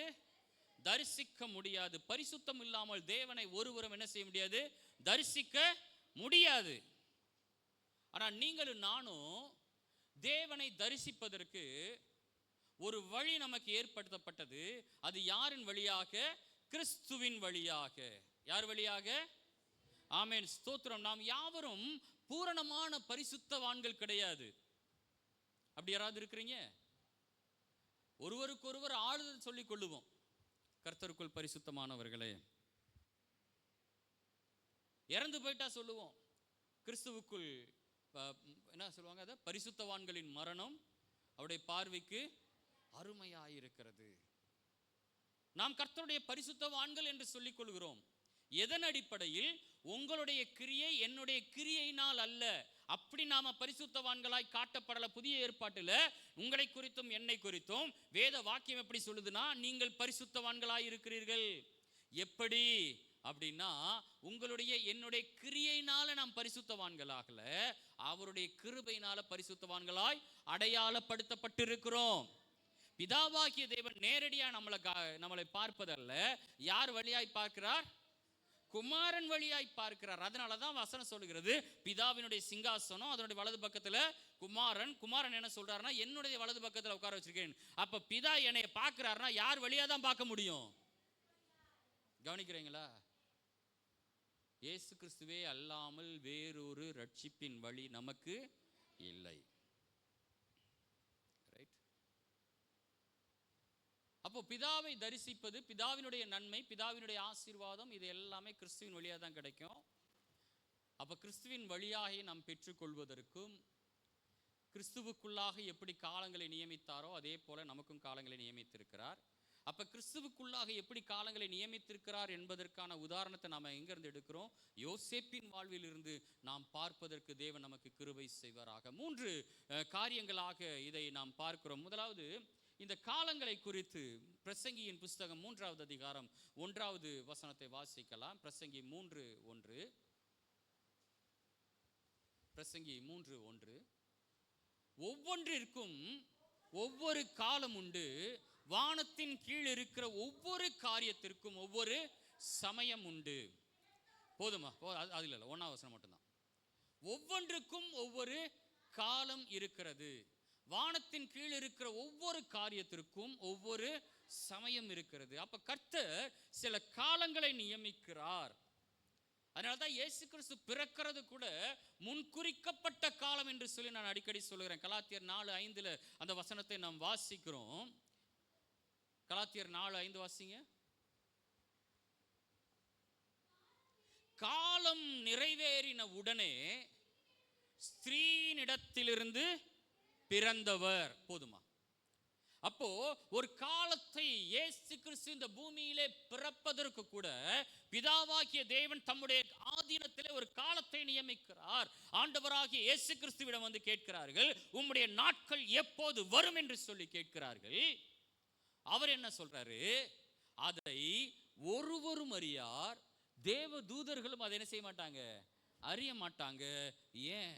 குமாரனுக்கே அது தெரியாது. பிதா ஒருவரை தவிர அந்த காலங்கள் ஒருவருக்கும் தெரியாது. நான் ஒரு முறை மத்தேயு போன வாரத்துக்கு முந்தின வாரம் அதில் தியானம் பண்ணிட்டு இருக்கும் போது அது எந்த சாப்டர் நினைவுக்கு வரல, வசனத்தை மாற்ற சொல்லுகிறேன். யுத்தங்களை குறித்த செய்திகளையும் கேள்விப்படுவீர்கள், ஆனாலும் முடிவு உடனே வராது.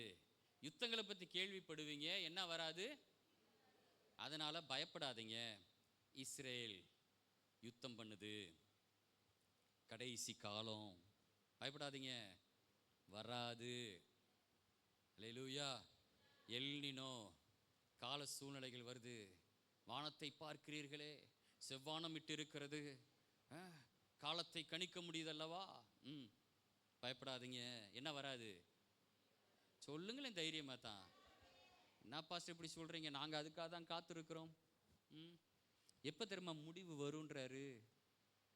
எல்லாரும் எப்ப அன்புனால கட்டப்படுறீங்களோ அன்னைக்கு தான் அவரே வருவேன் இருக்கிறாரு. அப்போ இது வரைக்கும் என்ன இல்லை வாய்ப்பு.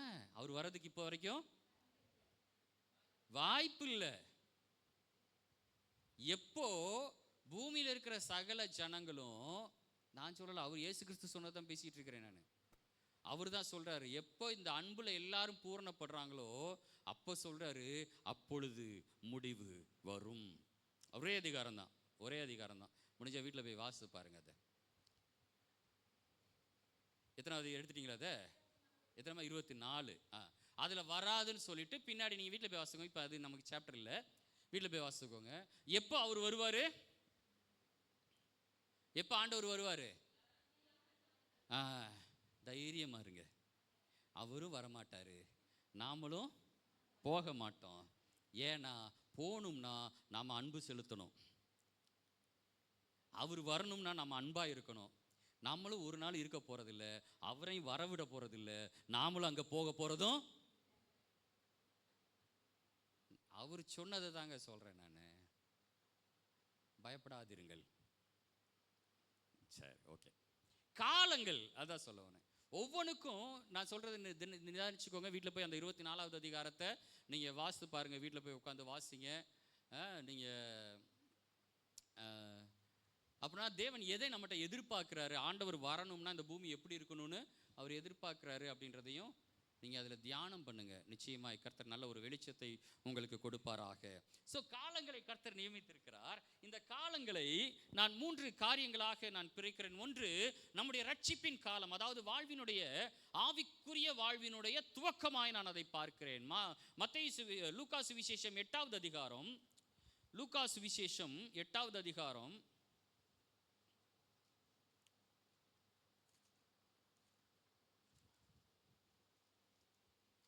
லூக்கா சுவிசேஷம் 8வது அதிகாரம்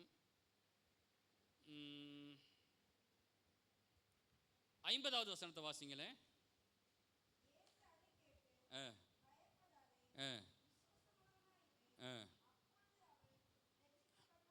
என்ன நடக்குதுன்னா, யவீருடைய மகள் இறந்து போகிறா. யவீர் வந்து கூப்பிடுறாரு. இயேசு கிறிஸ்து போறதுக்கு முன்னாடி யவீருடைய மகள் இறந்து போகிறா. மார்க் சுவிசேஷத்துல 5வது அதிகாரத்தில் நாம் அதை வாசிப்போம் பின்பகுதியில். ஆனால் இங்கே இந்த வார்த்தை சேர்க்கப்படுகிறதுனால நான் நினைவுபடுத்தி சொல்லுகிறேன். யவீர் வீட்டுக்கு போகிறாரு. போகிற வழியில் இந்த பெரும்பாடுள்ள ஸ்திரீ அவரை தொடும்போது அங்கே கொஞ்ச நேரம் டிஸ்கஷன் நடக்குது, தாமதமாகுது. இயேசு கிறிஸ்து போவதற்கு முன்பாகவே அந்த சிறு பிள்ளை என்ன செஞ்சிடறாங்க, இறந்து போயிடுறாங்க. யவீரின் வீட்டிலிருந்து வேலைக்காரர்கள் வந்து சொல்றாங்க, போதகரை இனி வருத்தப்படுத்த வேண்டாம், உன் பிள்ளை இறந்து போயிட்டான்னு சொல்லும் போது இயேசு கிறிஸ்து ஒரு வார்த்தையை சொல்லுகிறார். என்ன சொல்றாரு? பயப்படாதே, விசுவாசம் உள்ளவனாயிரு, அப்பொழுது அவள் அவள் ஆமென் ஸ்தோத்திரம், உயிரோடு எழுப்பப்படுவாளா, ரட்சிக்கப்படுவாளா? உயிரோடு எழும்புவாளா, ரட்சிக்கப்படுவாளா?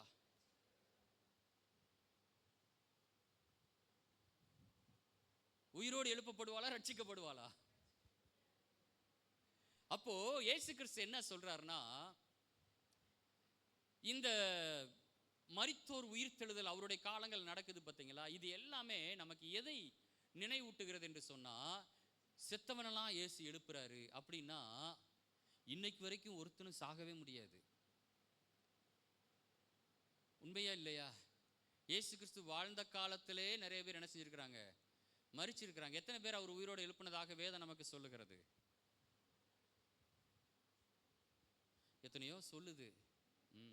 எனக்கு அடுத்த வாரம் படிச்சுட்டு வந்து சொல்லுங்க. 4 சுவிசேஷத்துலையும் தேடி கண்டுபிடிச்சிட்டு வாங்க, எத்தனை பேர் இயேசு கிறிஸ்து உயிரோட எழுப்பினாரு அப்படின்னு சொல்லிட்டு. அப்ப மீதி எல்லாம் இறந்துட்டாங்களா? இறந்துட்டாங்க. ஏன் அவங்களெல்லாம் எழுப்பல? நமக்கு எதை காட்டுகிறது என்று சொன்னா, நான் ஏற்கனவே சொல்லியிருக்கிறேன் லாசருவினுடைய மரணம் உயிர்த்தெழுதலை குறித்து. அது நான் ரட்சிக்கப்படுவதை குறித்து சொல்லுகிறது. நான் மரித்து அடக்கம் பண்ணப்பட்டு அவரோடு கூட நான் எழுந்திருக்கிறதை குறித்து சொல்லுகிறது. நான் எப்போ மரிக்கிறேன்? கிறிஸ்துவோடு கூட நான் மரித்தோமானால், எப்போ நான் மரிக்கிறேன், எப்போ நான் ஞான ஸ்நானம் எடுக்கிறேனோ அப்பொழுது அவரோடு கூட மரிக்கிறேன். எப்பொழுது நான் எழுந்திருக்கிறேன், அவர் எப்படி உயிரோடு எழுந்தாரோ அதே போல ஞான ஸ்நானம் முடித்து தண்ணீரிலிருந்து நான் என்ன செய்றேன்? எழும்புகிறேன். ரோமருக்கு எழுதின நிருபம் 6வது அதிகாரத்தில் இது குறித்து சொல்லப்பட்டிருக்கிறது. இப்ப வாசிக்க வேண்டாம். ரோமருக்கு எழுதின நிருபம் அதுல 6வது அதிகாரத்தில் நீங்க வாசித்தீங்கன்னா, இந்த ஞான ஸ்நானம் உயிர்த்தெழுதலுடைய அடையாளம் என்று அங்கே நமக்கு என்ன செய்யப்படுகிறது? சுட்டி காட்டப்பட்டு இருக்கிறது. கர்த்தருடைய நாமம் மகிமைப்படுவதாக.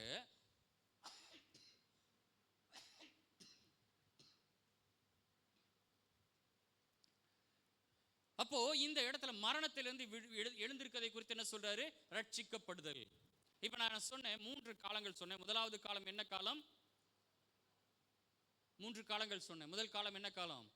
ரட்சிக்கப்படுகிற காலம், துவக்க காலம். அப்ப என் வாழ்க்கை எங்கிருந்து துவங்குகிறது?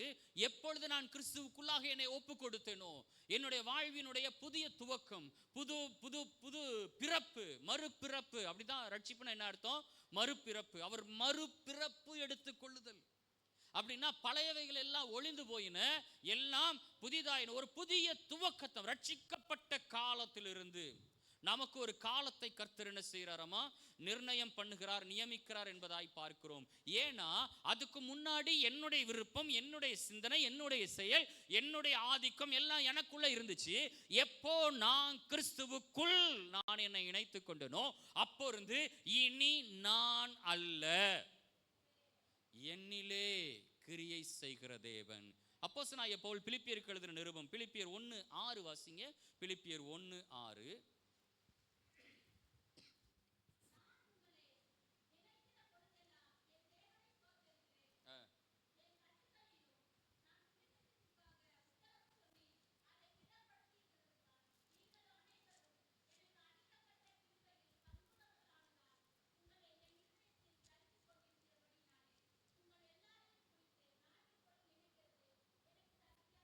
மன்னிச்சிருமா 5வது வசனம், 6ன்னு எழுதிட்டேன். 5 சாரி 5.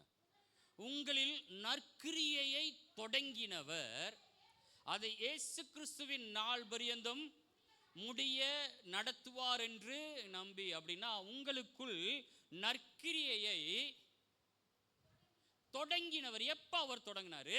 எப்போ நான் அவருக்குள் என்னுடைய வாழ்க்கையை ஒப்பு கொடுத்தேனோ, எப்போ அவர் என்னை தம்முடைய மகிமைக்கென்று, தம்முடைய அடையாளமாய், தம்முடைய சாட்சியாய் எப்போ என்னை ஏற்படுத்தினாரோ அப்போ இருந்து நான் அல்ல, எனக்குள் அவரே கிரியை செய்கிறவராய் இருக்கிறார். அல்லேலூயா. என் காலங்களை கர்த்தர் ஆமென் தமக்குள்ளாக ஏற்றுக்கொண்டு அந்த காலங்களிலே அவருடைய சிந்தை, அவருடைய நினைவு, அவருடைய ஆற்றல் எல்லாவற்றை எனக்குள் தேவன் வைக்கிறவராய் இருக்கிறார். அதனால முந்தின நடக்கையை போல் நான் இருப்பது இல்லை, எனக்குள் எல்லாம் புதிதாயின. அல்லேலூயா. ஆமென், ஸ்தோத்திரம். இப்போ யோசேப்பினுடைய காரியத்துக்குள்ளாக நாம் வரும்போது, யோசேப்பை ஏன் தெரிந்தெடுத்தார், எப்படி தெரிந்தெடுத்தார்? யோசேப்பினுடைய அந்த துவக்கம் நான் ஏற்கனவே சொன்னேன். யோசேப்பு எத்தனாவது பிள்ளை? 11. 11வது பிள்ளை. யாக்கோபுக்கு 12 பிள்ளைங்க, அதுல 11வது பிள்ளை இந்த யோசேப்பு. யோசேப்புக்கு ஏன் தரிசனத்தை கொடுக்க வேண்டும்? தரிசனத்தை, தேவனுடைய திட்டங்கள், தேவனுடைய காரியங்கள், தேவனுடைய நடத்துதல்கள், தேவனுடைய ஆலோசனைகள் உங்களுக்குள் வெளிப்படுகிற காலங்கள் என்பது நீங்க எப்போ தேவனிடத்திலே நீங்கள் உங்களை ஒப்பு கொடுக்கிறீர்களோ, எப்பொழுது தேவனிடத்திலே உங்களை நீங்கள் அர்ப்பணிக்கிறீர்களோ, அப்பொழுது தேவன் உங்களுக்கான ஆமென் ஸ்தோத்திரம் நிறைவை, உங்களுக்கான திட்டங்களை, உங்களை நடத்துகிற ஆலோசனைகளை தேவன் வெளிப்படுத்துவார். நீங்க நினைக்கலாம், இல்ல பாஸ்டர் அப்படின்னா பார்வோனுக்கு சொப்பனம் கொடுத்தாரே, அவர் தேவனுடைய பிள்ளையா? அல்லது நேபுகாத்நேச்சருக்கு சொப்பனம் கொடுத்தாரே, அவர் தேவனுடைய பிள்ளையா என்றால் அவர்களுக்கு கொடுக்கப்பட்டதெல்லாம் எச்சரிப்பின் தரிசனங்கள். தம்முடையவர்களுக்கு தேவன் கொடுத்தது உயர்வின் தரிசனங்கள். புரியுதா? தம்முடையவர்களை தேவன் தெரிந்தெடுத்தா அவர்களை நீங்க எந்த மாதிரி நீங்க உயர்த்தப்பட போறீங்களோ அவைகளை தேவன் உங்களுக்கு சொல்லுவார், உங்களுக்கு தருவார். நமக்கு தேவன் ஏன் வாக்குத்தத்தங்களை கொடுக்கிறார் என்று சொன்னா, தம்முடையவர்களை தேவன் உயர்த்தும்படியாக அவர் வைத்த திட்டங்களை நமக்கு முன்கூட்டியே வெளிப்படுத்துகிறார். அதுதான் தேவன் நமக்கு தருகிற வாக்குத்தத்தங்கள். கொஞ்சம் டஃப்பா போற மாதிரி தெரியும், புரிஞ்சுக்கோங்க. எப்படி நீங்களும் நானும் கிறிஸ்துவின் வழியாய் ஆசீர்வாதத்தை சுதந்திரிக்க முடியும் என்று சொன்னா, இந்த அடிப்படையான விஷயங்களில் நமக்குள் தெளிவு ஏற்படும் போது நிச்சயமாகவே உங்களுடைய விசுவாசம் பெருகும். உங்களுக்குள்ளாக கிறிஸ்து காரியங்களை நடப்பிக்கிறவராய் இருப்பார். ஹல்லேலூயா, ஆமென், ஸ்தோத்திரம். ஏசா யாக்கோபு என்று சொல்லி ஈசாக்குக்கு 2 பிள்ளைங்க இருந்தாங்க. ஈசாக்கு யாரு? ஆபிரகாமினுடைய மகன். தேவன் ஆபிரகாமை அழைத்து அவனை ஆசீர்வதித்தார். தம்முடைய பிள்ளை, ஒரே பிள்ளைக்கு தான் சேஷ்ட புத்திர பாகம் அப்படின்றது போகணும். அப்படின்னா தகப்பனுடைய இரட்டத்தனையான பிளெஸ்ஸிங்ஸ்னு அர்த்தம். இரட்டத்தனையான ஆசீர்வாதம் அது யாருக்கு போகணும்? தம்முடைய மூத்த பிள்ளைக்கு தான் போகணும். அப்படின்னா இஸ்மவேலுக்கு தானே போயிருக்கணும் கேள்வி வரும். ஆனால் இஸ்மவேல் ஆபிரகாமுக்கு தேவனால் நியமிக்கப்பட்ட மனைவி இல்லை, சரிங்களா? அவள் அடிமை பெண். ஈசாக்குக்கு அந்த பிளெஸிங்ஸ் வருது. ஈசாக்கு அந்த ஆசீர்வாதத்தை தம்முடைய பிள்ளைகளாகிய ஏசா யாக்கோபுல யாருக்கு கொடுக்கணும்? ஏசாவுக்கு கொடுக்கணும். ஆனா ஏசா இந்த சேஷ்ட புத்திர பாகத்தை என்ன செஞ்சான்? அற்பமாய் நினைத்தான். அற்பமாய் நினைச்சதுனால அது அவனுக்கு கொடுக்கப்படாமல் அது யாருக்கு போச்சு? யாக்கோபுக்கு போச்சு. இந்த யாக்கோபு தன்னுடைய 12 பிள்ளைகள்ல மூத்தவன் யாரு? யாக்கோபுக்கு 12 பிள்ளைங்க, அதுல மூத்தவன் பேரு ரூபன். சரிங்களா? ஆமென். சில அடிப்படையான விஷயங்கள்லாம் எல்லாருமே தெரிஞ்சுக்கிறது நல்லது. கிறிஸ்தவர்களாகிய நமக்கு தெரிய வேண்டிய அடிப்படையான வேத விளக்கங்கள் இதெல்லாமே நம்ம புரிஞ்சுக்கணும். உங்களை போய் எசேக்கியேல் 33வது அதிகாரத்தை மனப்பாடமாக சொல்லுங்கள்லாம் யாரும் கேட்கல. இந்த வரலாறுகளை மாத்திரம் கொஞ்சம் தெரிஞ்சு வச்சுக்கிறது நல்லது. ஏன்னா வாக்குத்தத்தத்தை நம்ம பாக்கெட்டில் வச்சுட்டு போகிறோம் பார்த்தீங்களா, அந்த வாக்குத்தத்தம் எப்படி நிறைவேறும் அப்படின்றதுக்கு போகிற போக்கில் சொல்லிட்டு போகிற பிளெஸ்ஸிங்ஸ் வார்த்தை கிடையாது.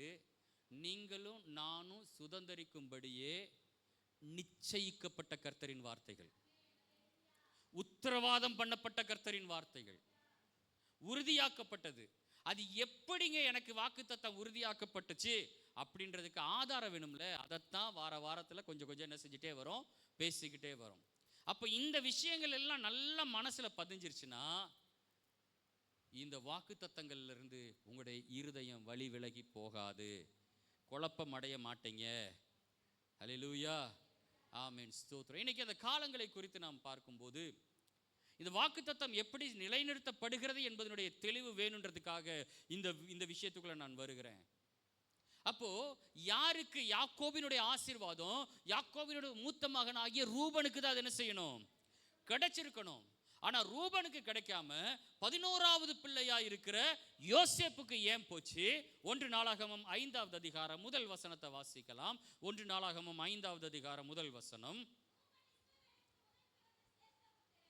ரூபன் ஒரு நிமிஷமா அப்படி மெதுவாக நீங்கள் வாசிட்டே வாங்க, நான் சொல்ல வாசிங்க. ரூபன் இஸ்ரவேலுக்கு முதல் பிறந்த யார்? அவன்தான் உரிமையாளன். எதனுடைய உரிமையாளன்? ஆபிரகாமுக்கு தேவன் வாக்குத்தத்தம் பண்ணினாரே, அந்த வாக்குத்தத்தத்தின் சுதந்திரவாளி யாரு? ஈசாக்கு. ஈசாக்கினுடைய வாக்குத்தத்தம், ஈசாக்கிட்ட சொன்ன தேவனுடைய வாக்குத்தத்தத்துக்கு சுதந்திரவாளி யாரு? யாரு வந்திருக்கணும்? ஏசா இருந்திருக்கணும். ஆனா யார்கிட்ட போச்சு? யாக்கோபிட்ட போச்சு. இப்போ யாக்கோபிட்ட இருக்கிற தேவன் தந்த வாக்குத்தத்தத்தின் சுதந்திரவாளி சேஷ்ட புத்திரன் யாரா இருக்கணும்? ரூபன் தான் இருக்கணும். நடந்தது என்ன? வாசிங்க. ஆனாலும் அவன் தன் தகப்பனுடைய மஞ்சத்தை தீட்டுப்படுத்தினபடியினாலே, என்னமா, கோத்திரத்து அட்டவணையிலேயே அவன் முதற் பிறந்தவனாக எண்ணப்படாமல் அவனுடைய சேஷ்ட புத்திர சுதந்திரம் இஸ்ரவேலின் குமாரனாகிய யாருக்கு? யோசேப்புடைய பிள்ளைகளுக்கு அது மாற்றப்பட்டது. இன்னும் சொல்ல போனோம்னா யோசேப்புக்கு அது வருகிறது, அது டபுள் ஆயிட்டதுனால யாருக்கு அது போகுது?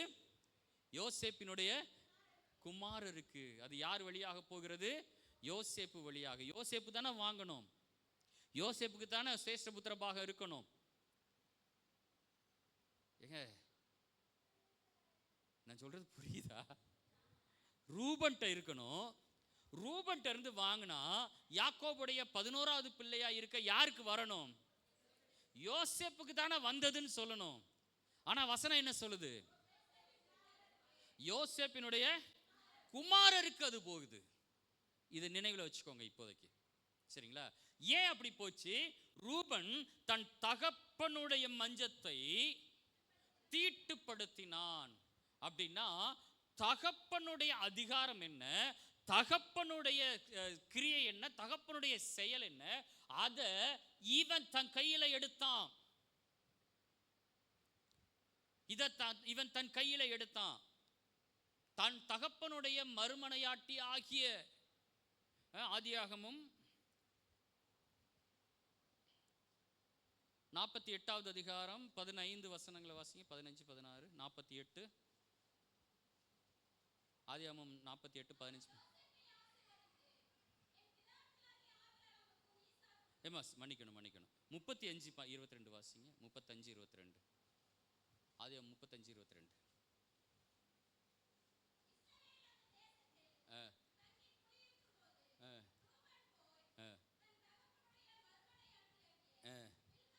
பில்காலோடு இணைந்தான். போதுமா? அவனுடைய தகப்பனுடைய மறுமனையாட்டி, தகப்பனுடைய அதிகாரம், தகப்பனுடைய அடையாளம், தகப்பனுடைய கிரியை, அந்த கிரியையை, அந்த அடையாளத்தை யாரு கைப்பற்ற முயற்சி பண்ணா அல்லது தீட்டுப்படுத்தினது யாரு? ரூபன். அதனால ரூபனிடத்திலிருந்து இந்த இரட்டத்தனையான பிளெஸிங்ஸ் எடுக்கப்பட்டு யார் கைக்கு போயிருச்சு? யோசேப்பினுடைய பிள்ளைகளுக்கு அது போயிருச்சு. அதாவது யோசேப்பின் வழியாக. யோசேப்பு இல்லைன்னா யோசேப்போட பிள்ளைங்க யாரும் தெரியுமா? யோசேப்பு இல்லைன்னா யோசேப்போட பிள்ளைங்க யாரும் தெரியுமா? தெரியாது. அப்போ யோசேப் யார்? எப்படி மனாசே எப்ராயிமுக்கு அது போச்சு? யோசேப்பின் வழியாக. அந்த வார்த்தையை நல்லா கவனிச்சுக்கோங்க. யார் வழியா போச்சு? யோசேப்பின்